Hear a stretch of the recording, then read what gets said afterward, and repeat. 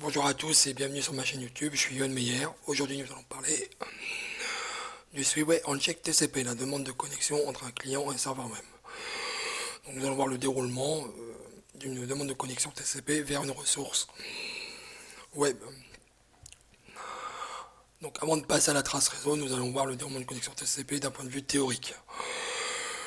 Donc le client fait une demande de synchronisation, SYN, vers le serveur web. Si le serveur web est disponible, il va répondre j'accepte ta demande de synchronisation. Et le client web va lui dire d'accord, j'ai bien reçu que tu as accepté ma demande de synchronisation. Et à partir de là, ils vont pouvoir commencer à échanger les données.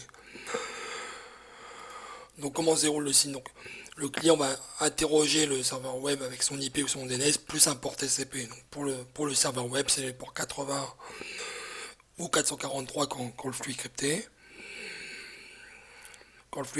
Donc maintenant, c'est ça dans le déroulement de la demande de connexion TCP, le client et le serveur web vont s'échanger des options. Vont s'échanger les options disponibles. Donc ce n'est pas une négociation d'options. C'est vraiment voici les excusez-moi. Voici les options qui sont disponibles pour le client et pour le serveur web. Si une option n'est pas disponible sur l'un des deux autres, celle-ci ne sera pas utilisée. Bon, maintenant nous allons voir comment ça se passe sur une trace réseau via Wireshark. Donc l'IP source, donc l'IP client va être 192.168.1.16 et l'IP serveur va être 194.71.11.138. On voit que le client web va accéder à une ressource avec le port TCP 443, donc les flux seront cryptés.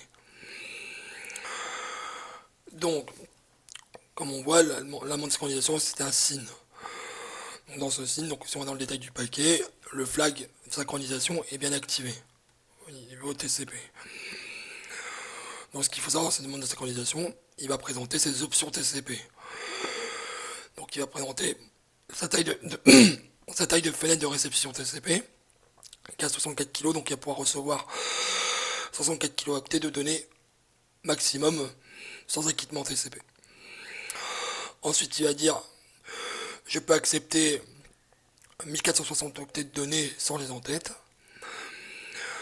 J'ai l'option Windows Scaling qui permet d'augmenter sa taille de buffer de réception de données TCP. Cette option a été mise en place pour répondre aux exigences des nouvelles bandes passantes, donc des bandes passantes à 1 Go, 10 Go, 100 Go, et des latences assez élevées. Ce qu'il faut savoir, avec Windows Scaling, on peut augmenter sa taille de buffer TCP à 1 Go maximum. Et il a l'option Select Acknowledge. Donc Select Acknowledge, ça permet de prévenir le serveur web si s'il y a une perte de paquet sur le réseau, il dit moi j'ai reçu tel paquet à tel paquet, donc il faudrait que tu m'envoies ce que je n'ai pas. Ça évite d'envoyer X paquets, de retransmettre X paquets sur le réseau. Donc ces options TCP sont vues dans le détail du paquet avec l'ensemble des options. Donc on voit qu'on peut multiplier par la partie Windows Scaling permet de multiplier par 256 sa taille de fenêtre TCP qui est à 64 kg. Ensuite, on voit ici la taille de fenêtre Windows, sa taille de fenêtre par défaut 64 kg. Donc maintenant nous allons nous intéresser à la partie SYNAC, la réponse du serveur. Donc pareil, il va présenter, il va avoir le champ flag et l'acquittement d'activer pour dire j'accepte ta synchronisation. Donc quand on regarde dans le détail du paquet, on voit le SYN à 1 et l'acknowledge qui est à 1, qui est bien activé. Donc ensuite il prend ses options TCP, donc pareil, il prend sa fenêtre TCP. La MSS qu'il accepte, elle peut être différente d'un autre entre le client et le serveur. Lui aussi il a l'option de select du SAC d'activer et il a l'option Windows Scaling qui est activée aussi. Donc ces options TCP, on va les voir dans les détails du paquet, pareil dans options. on voit que lui, on peut multiplier par 1024 la taille de sa fenêtre TCP. Ensuite, il présente dans Windows la taille de sa fenêtre par défaut, 64 kg.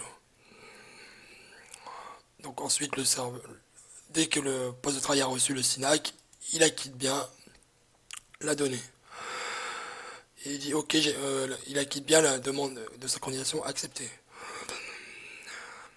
Donc ce qu'il faut savoir, TCP, comme il doit garder contrôle sur la connexion, il utilise des numéros de séquence et des numéros d'acquittement pour suivre la connexion TCP. Alors ce qu'il faut savoir, Wireshark positionne toujours le premier numéro de séquence à 0 pour faciliter la lecture de l'être humain. Car par défaut, le numéro de séquence n'est pas 0, c'est un nombre aléatoire qui est bien défini entre les autres. Et on a cette valeur-là qui a beaucoup de chiffres. Donc ça permet d'avoir une facilité de lecture quand on commence à 0. Donc voilà. Ce qu'il faut savoir, c'est que si on ne capte pas le signe SYNAC pendant une conversion TCP, on ne connaît pas ces options. Elles sont vraiment vues qu'à la demande de connexion. Ensuite, l'importance d'une connexion de capter la demande de connexion TCP entre le client et le serveur web, c'est qu'on est capable de calculer le RTT du réseau. Le RTT du réseau, c'est le round trip time. Donc le round trip time, c'est le temps d'aller-retour d'un paquet sur un réseau.